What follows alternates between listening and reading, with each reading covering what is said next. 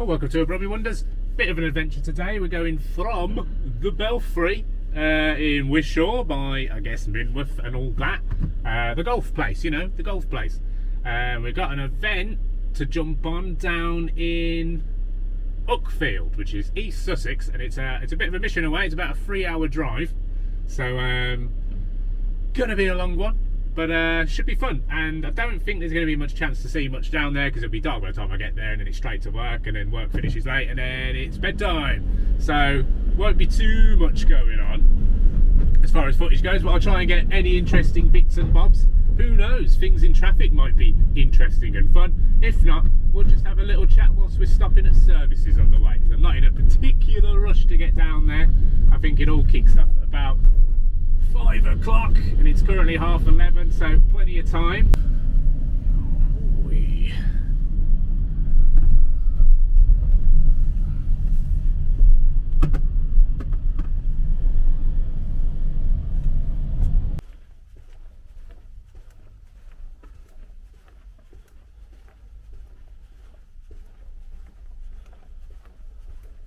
So today's job is at the East Sussex National Hotel, and it's pretty bloody nice, to be honest. Weren't expecting this. Usually you get as a crew you end up with kind of standard digs, but this looks particularly fancy for me anyway. But here you go. Whoa, oh my god, oh my god, it's nice, isn't it? It is nice, and that's nice. And this copy of what we got, the National Geographic Traveller. Might give that a little read in a bit. Lovely views, but God knows what they are. Is that a balcony? Or is it just a window? I don't know. Oh, it's a balcony. You're joking. You're joking. What? What? Oh. Should have bought a joint. Don't smoke anymore since we had the baby. None of that, none of that. So yeah, telly, 42 inch maybe. Mirror and that. I am imagining that's a queen, maybe a king. And oh, will I have time? Hello. Whoa, whoa, whoa. Bloody hell. This is alright. Considering I'm here sticking a PA system in and clicking through slides for a quiz, I'll take it, mate.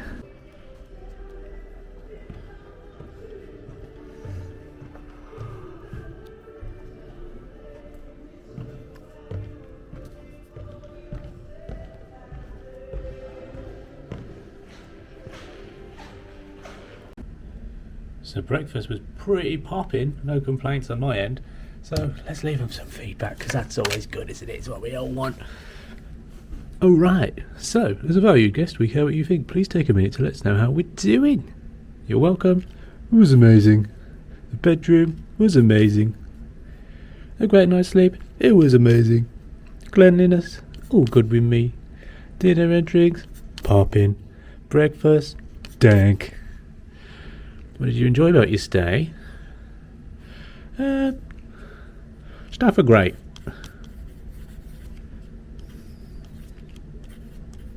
Brill. What could we do better?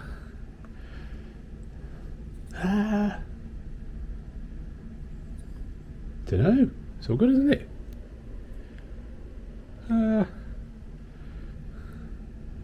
Free beer? Free beer.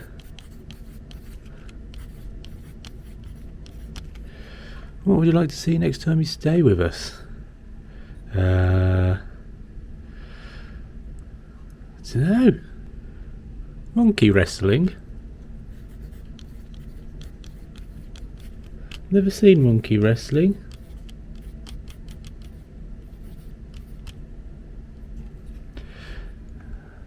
Who in our team made your stay with us memorable? I don't know the names. Everyone.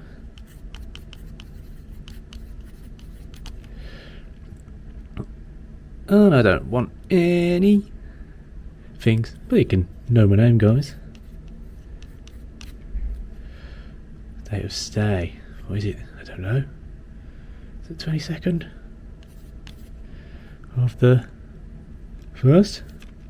25. 320. Lovely. Good job, guys. I didn't spot this guy on the way in. I wonder what it's all about. Because, yeah, the whole hotel seems to be golf themed because there's golfers everywhere and a golf course. So, you know, that helps. But that's that. A lovely little time. And now back to Birmingham to drop this bloody van back. 3 hours, 10 minutes. Back to the Belfry. So, yeah, just golf courses this week. That's all I'm seeing.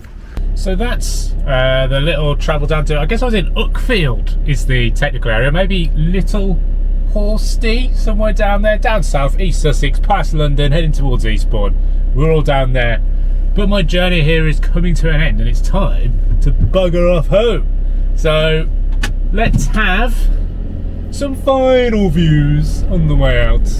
I will spin the camera shortly when it's safe to do so. And on the way home, I'm going to be listening to a audiobook.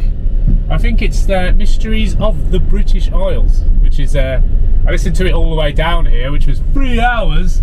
And I must say, listening to that, which is all just like facts and, you know, old mysteries and myths and stuff regarding British history. A lot of it's kind of London-centric, and but then some like Yorkshire Moors, Dartmoor, Broadmoor, Bodymore, Beast of Bodmin, all that kind of stuff. So yeah, it's been interesting, and I'm going to use that podcast. I'm going to learn some stuff, and then do some little episodes on history and cult lore, I guess you'd call it, or just lore. Am I going the right way? I don't know. Let's have a look.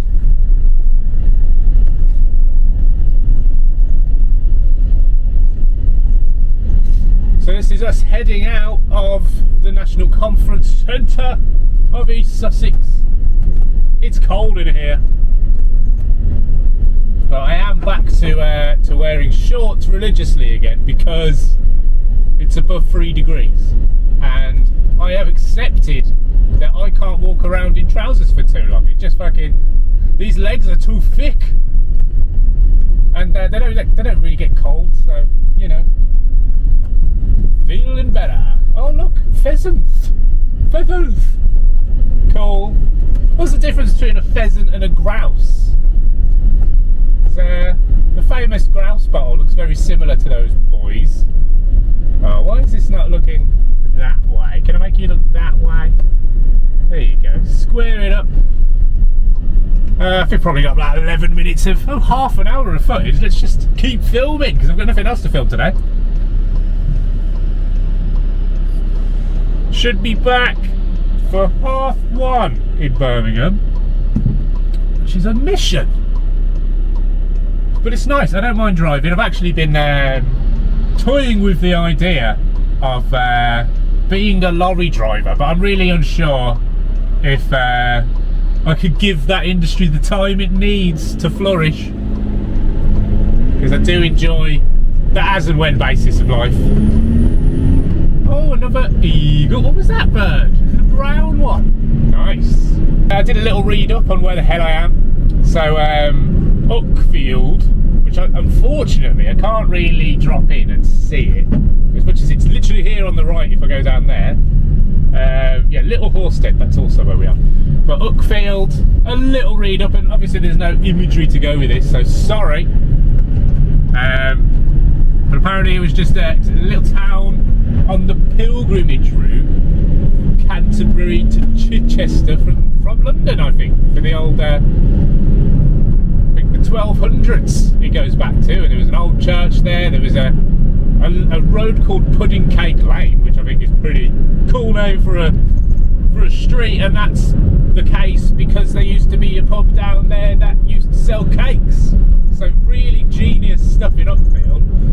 Apparently there was a waterfront street that was really famous. There's a house on there from a famous family who are all over the shop down south. So yeah, I reckon I'll come back here one day. Plenty to see. It's very green out here. Nice name for a roundabout as well. Aylesbury. nice name for a roundabout. Lots of roundabouts. So this is the Uckfield bypass. Very similar to all bypasses. I'm sure you've been on one, but I don't like bypasses. Too many roundabouts. I don't like the stop-start of all that. I like a motorway, maybe. Well, I like an A road. But actually, that's the point. Let's spin this around. Hello, come over here. It won't. Right, I'm going to have to spin you. I'm going to have to spin you. Right. So, annoying thing about this van, and I know I sung its praises when I left the yard, saying it's not the super fancy technical future van like the new Crafters, as much as this is a new Crafter.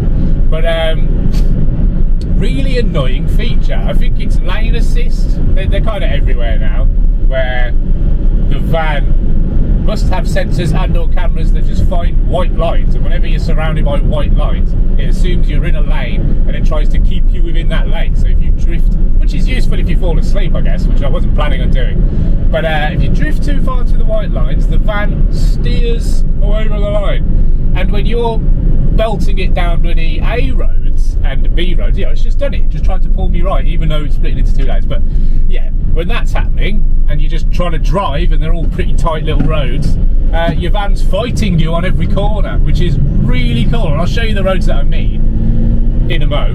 But yeah, we're still on that bypass. But Christ, it literally it felt like I was driving, you know, like the assisted steering you used to get on electric steering wheels on PS1. But it felt like that. And I don't know, just leave me alone at that point. I've tried to find the button to turn it off.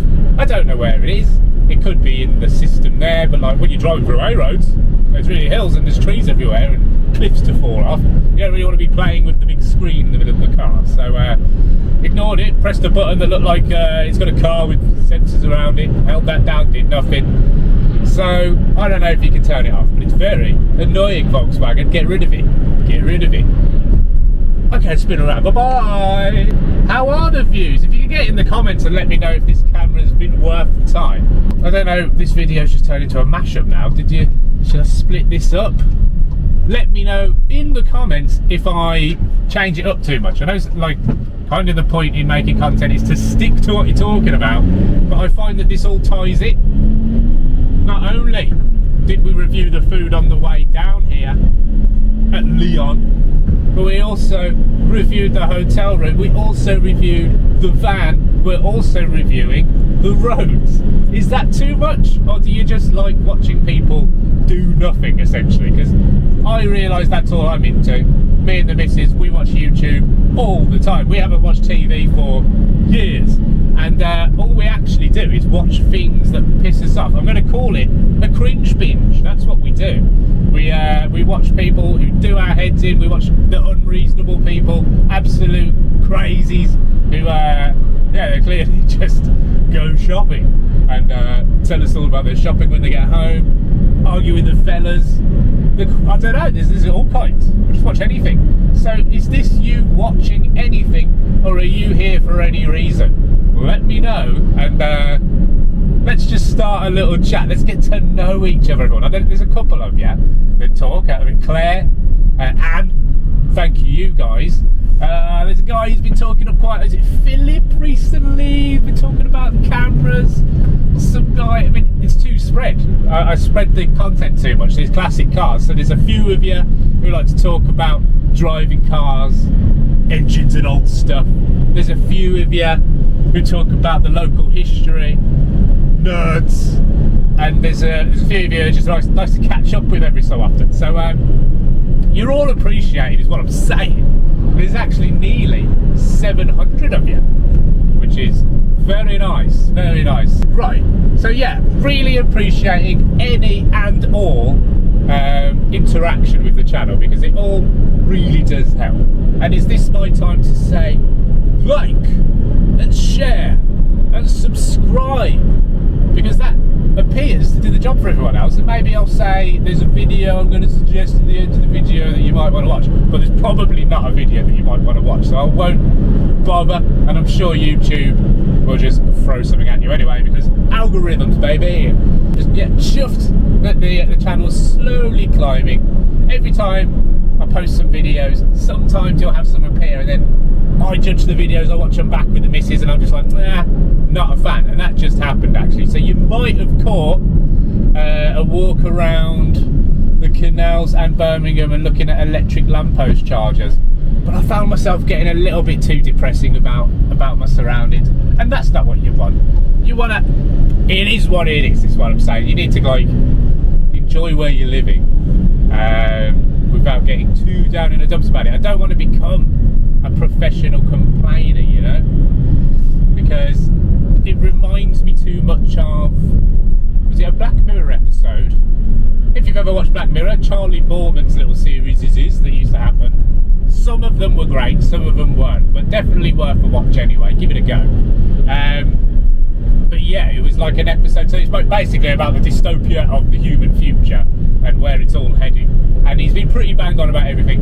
And there's this one episode where it's basically based on you cycle all day on a little electric bikes to create electricity for the town.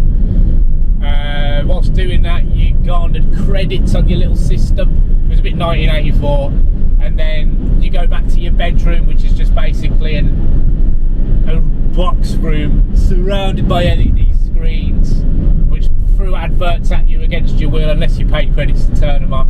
And it also, algorithmically told you what you should be buying, but then also told you to watch X Factor and look at Simon Cowell. There was just like basically a fake version of that kind of talent show popping up on the telly. Now the prize that you could win on that TV show was like $500,000, 1 million credits, and that's good. Everyone wants credits, because if you get enough credits you can move out of your shithole box of LED and move into like one with a scene, with a views of the outside world.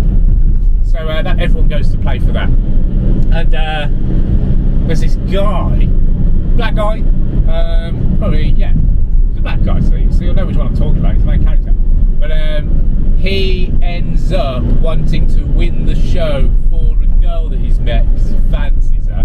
So he goes on the show, tries to dance, do all these, usual X Factor bollocks, or Britain's Got Talent more, and that doesn't work out for him. Then eventually he realises that the whole system is rigged, and then he decides, well, he doesn't decide, this is off the cuff.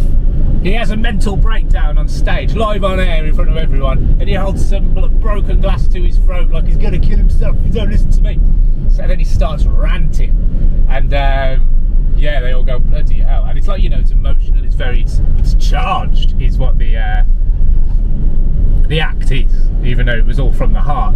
So then, like, he has this big rant, and then fake Simon Cowell's like, that was amazing, and then everyone claps, and then like fake Sharon Osbourne stands up and claps, fake Louis Walsh and all that, and then the whole crowd goes wild, and then he's like, I want to see you do that all the time, I'm going to give you a TV show. And then it just turns out to, so basically the system ends up making money off this guy who now has basically a YouTube channel in Fake World, and he pretends, his whole gimmick is holding this fucking thing to his neck and he's going to kill himself, and then he just complains about stuff. A little bit like, what's his name? The guy on it's part of GB News, the Scottish guy with the long hair, does really long monologues. But he's basically turned into that. And like, it bugs me when I start capturing myself doing it. I'm like, okay, I'm complaining. And if the channel ever took off because I was complaining, life would get very depressing. And like, we watch a lot of channels like that, actually. Who do we watch? So Hugo Talks, he's a nutter, but he just like complains about how the world's run. But then he went a little bit too Christian for us, so we left him behind. And then what else do we watch? Nutters who complain about everything. Reverend Simon Sideways, great, but again, probably ruins his own life complaining about stuff. And like, it's all like stuff you should be complaining about, absolutely. It's very sensitive stuff. But when your life becomes looking at the news, finding something you don't like, looking around your area, finding something you don't like, and then telling everyone and then blaming someone for the fact that shit, I think you become a monster. You have to be, like, even comedians become depressed, so you have to pick something all the time. I think, that can take over your life and you get a little bit pulled down by the whole thing. And then if you ever see nice in the world, you've got to create a new channel, because no one wants to hear anything good anymore. And then that's driven this whole new crowd of too positive people who are unrealistically happy with everything. And then they have to be unrealistically happy with everything, probably turn the camera off and go, bloody hell, everything's awful. But I can't film that because the guys won't like it, everyone won't subscribe, and the Patreons, you know what I mean? So, yeah, we're all stuck in that kind of moral battleground that is, what do you pretend your life is like on YouTube and on TikTok? And can we even go on TikTok now? I don't think so. I mean, we can, but the Americans can't. If the Americans can't, I imagine there's no bloody point, is there? And everyone's gone on to some other Chinese app now. So, you know, oh, automatic windscreen wipers. It's all got a little bit foggy, guys. Do you want to have a look? Ain't that nice? It's nice. It's starting to warm up in the van as well, so enjoying that.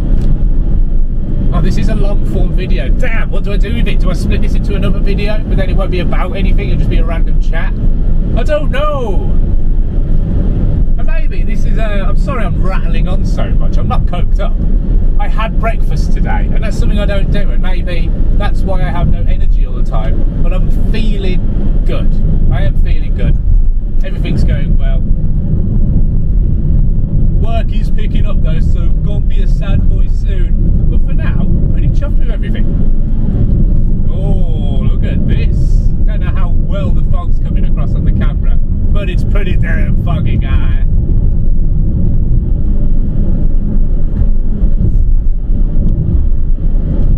Okay, and whilst we're on the subject of content and the like, I am going to say, it might be worth it if you're liking this, if you're liking me rattling on, just chatting absolute pup whilst driving around, or basically whilst you're looking at roads. It doesn't matter what I'm doing. But I do have a few episodes from 10 odd years ago of me on the motorbike. And motorbikes, there's like episodes of me getting new bikes, there's everything. But it's riding around mostly Birmingham, sometimes like Stafford, Warwick, blah blah blah. In old world, so it's like, yeah, 2012 maybe. Camera quality's fine, mic quality's fine. Head over there. They're called the Vortex Squid Motorbike Diaries. And honestly, I watch them back now, and it's like my accent's changed enough, my point of view's changed enough, and everything about me has changed enough that I can watch that and feel like I'm watching someone else completely.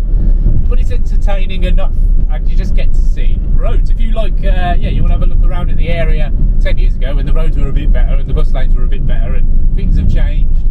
It was before the waterproofing of the M6, you know, it's all there. Go and have a look, because I think you'll enjoy it. It's not quite as open form as this. Actually, yes it is. It's mostly me talking about getting my ears washed. There's an episode about that. Right, let's get this USB message out of the way of the screen so we can see what's going on. We're doing a left. Thank God I did that. Oh, right, let's fix how bent this is. Oh, I can't. Oh, yes, I can.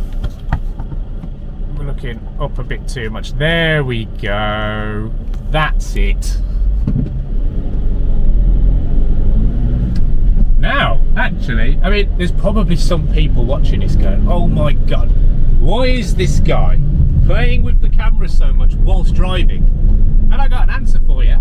It's the fact that it's not a phone. And I think you're allowed to dick about with anything in your car as long as it's not a phone. Because obviously if I had a sat nav, I'd be able to poke that all day.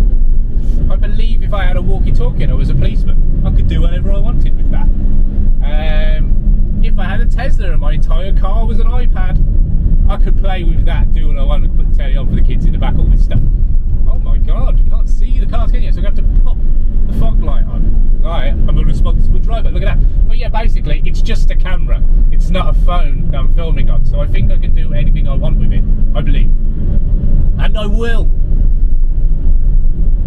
Bloody hell, I'd say vision is at 30 metres. It's really not far. It's getting pretty ropey. But it's reminding me of a time when I was in a band and I was helping a band out on their tour. And I'll say who it was. It was Speed Theory. They were pretty cool. But I was very young. I'm just tagging along, helping out because they needed a second guitarist for a bit. And during that tour, the fog's gone. We went to Oakhampton, and the road to Oakhampton, which I don't think is too far. No, is it towards Cornwall? I think it's that side. Yeah.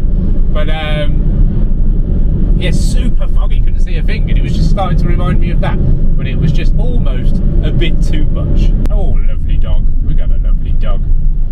He's brown. Ah, nice. Woof.